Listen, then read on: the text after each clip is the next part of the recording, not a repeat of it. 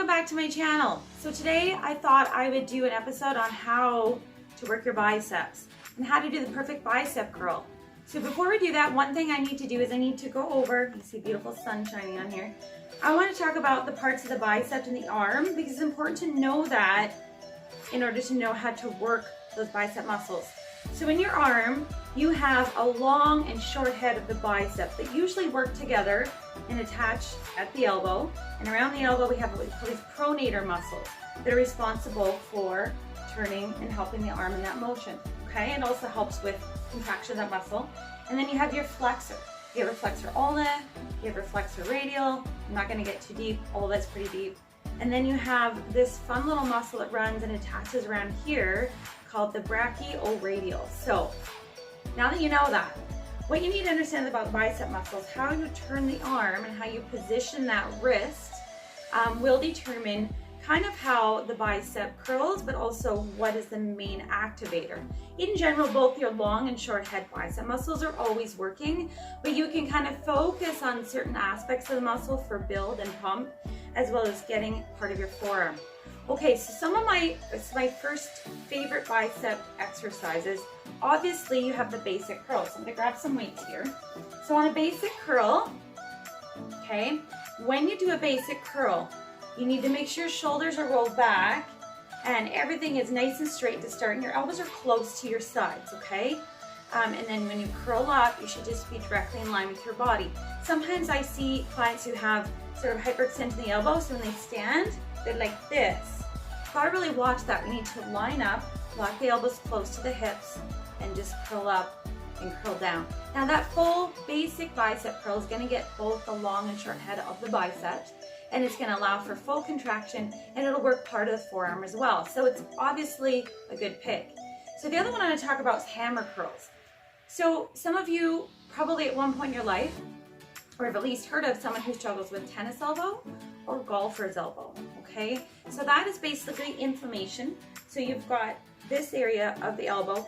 Inside inflammation is called golfer's. Outside inflammation right there is tennis. And so it may be that you never played golf or tennis. I haven't, really, but I can get inflammation in the elbow. It's just from repeated motions and how we use the weights in our daily activity. So if you have a little bit of issue with your elbow, I find some people when they go to do the basic bicep curls, if they have inflammation in that joint, it activates those pronator muscles, inflaming that area. So a lot of times by turning your arms and turning it into a hammer curl, you're taking the pressure off the inside pronator, and you're basically going to take the pressure as well as inflammation down. It'll help you do bicep curls, still working the biceps, but taking sort of that pain off. So hammer curls are a great option, and what they're going to do, they're going to initiate the brachioradial muscle right there along that main one we see on your forearm. It's going to activate that. So those are a good pick. You can even, if you really want to get a good twist on these, literally twist, you can do that hammer curl and then rotate in. So what's cool about that rotation is it's going to actually even activate the front of your deltoid muscle in your shoulder as well. Remember, your bicep attaches just under that deltoid, and so they work quite well together. So this is another great option, especially if you're suffering with elbow issues, but it'll help to get more of that bicep tissue. And the last one that you could do is, and it's a twist, literally I love using that word because that's what we're gonna do, a bit of a twist on the bicep curl, but allow you to use more of the forearm and help you to strengthen your wrist. In time, your wrist and the attachment and the muscles around there can get weak. And a lot of people deal with carpal tunnel syndrome or lots of issues around the wrist. If you're able to, one of my favorite versions of the bicep curl is to curl up, get halfway, rotate down, and drop. You will feel a total difference. Sometimes I'll get clients to do bicep curls, halfies we call them, because your rotation minimizes movement in the joint, and do bicep curls backwards with the palms down. Totally different feel, and your wrists and forearms will burn. And then that'll tell you that they haven't really been used that much. So it's a good idea when you're going to be working with the bicep, also look at forearm muscles. And the last note about the bicep, I just want to mention, is a lot of people assume in order to get bulky biceps and get that form, they just curl and curl and curl.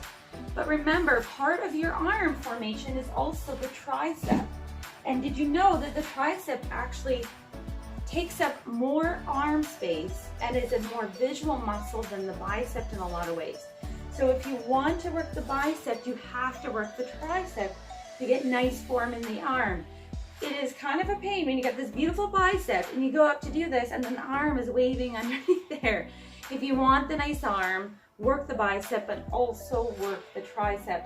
And I will do a separate video about the tricep muscle at a later day. So I hope that helped to give you a little bit of idea specifically about the bicep muscle and how to really pump them up. Take care and have a good day. Bye.